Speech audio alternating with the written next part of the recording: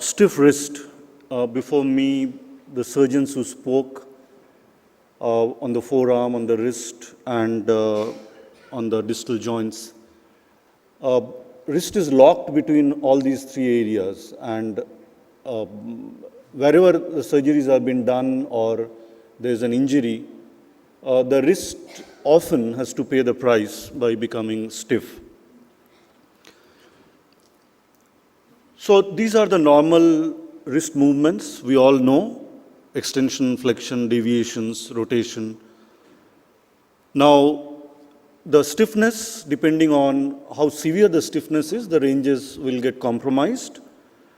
And when it gets compromised, then what happens?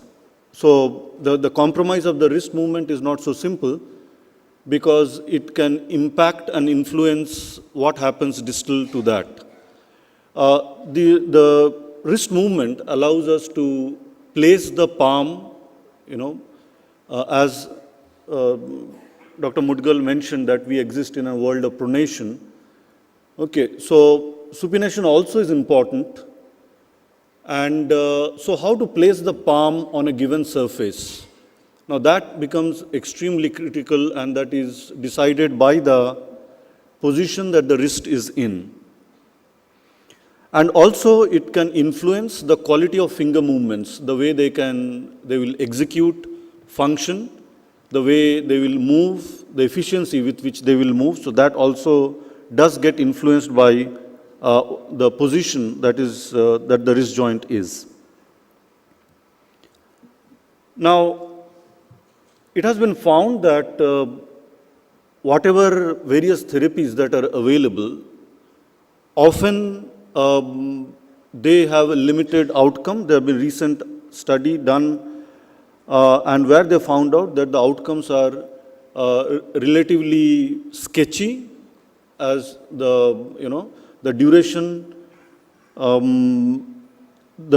that it takes and the improvement, how long it will last. Now, keeping that in mind, at our facility in southern part of India, we have developed splinting systems where we can take the therapy, right into their homes, because this therapist-led therapy often is for a defined time. So in a day, if it is 24 hours, therapy is for 1 hour, rest 23 hours. Often this wrist is left unattended. Now, this is one of the, by Weeks in 1973, the only acceptable clinical method of accelerating the modification of scar tissue is the application of stress to the scar. So this is one of the ultimate truths by which we work and by which the entire splinting system works. Stretch was most effective when it is applied continuously for time periods greater than 6 hours. So it is based on these two principles that we work on splinting. Now, these are the various routine methods by which we mobilize the joints. Now, besides trying to achieve the range of motion at the wrist joint, as therapists, when we are mobilizing these joints, we are also trying to get a feed of how much pain tolerance the individual has, because that bit of information will be required when we are designing the splint. After manual mobilization, we do put these patients on a stretch board depending on what position that we would want. So you can see here there are different positions where we will keep them for a short duration stretch.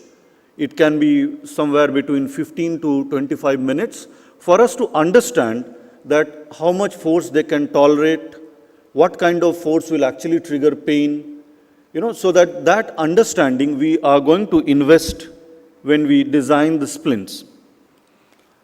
Now, if you see here, when I'm talking about splint, to be more specific, we are talking about corrective splinting.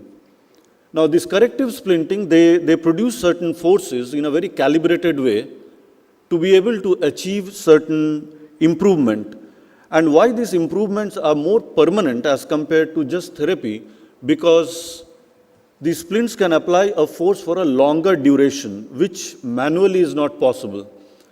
So at a stretch, we can produce a force which is 6 to 8 hours. Of course, it is not to start with 6 to 8 hours. It gradually we scale it up to 6 to 8 hours. So you can see here what we do.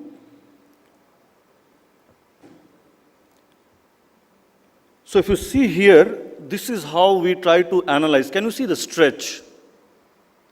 Now all these splints, they are basically having a shape which offers the splint an over-corrected position.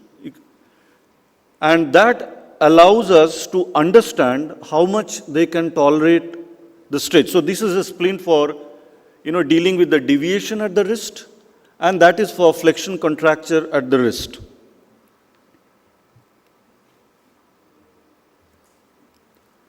So these are some of the splints that we work with. So if you see here, right here, so this is to achieve wrist extension. To start with, this will be like this, and then gradually it will increase. And if we want to achieve the terminal range, because there are many activities that we do when we need terminal range, especially those who are into sports and all, they need push-ups. And that is when they have to have the terminal range of wrist extension. This is for flexion. Okay, so you can see this over-corrected position, and that is the space that we are going to utilize to increase the range, and you can see the gap is reduced. The same way is for deviation. You can see here, this is unluckily deviated, and within a day's time, the same wrist is much straighter. And this is for the forearm rotation. And many a times when we are not able to achieve the range, but the work has to go on. So this is, in this case, this lady has to offer prayer, for which she has to bow down. And this is one adaptation that we do that will compensate for the limitation of the wrist extension. And with this, they are able to, complete the task.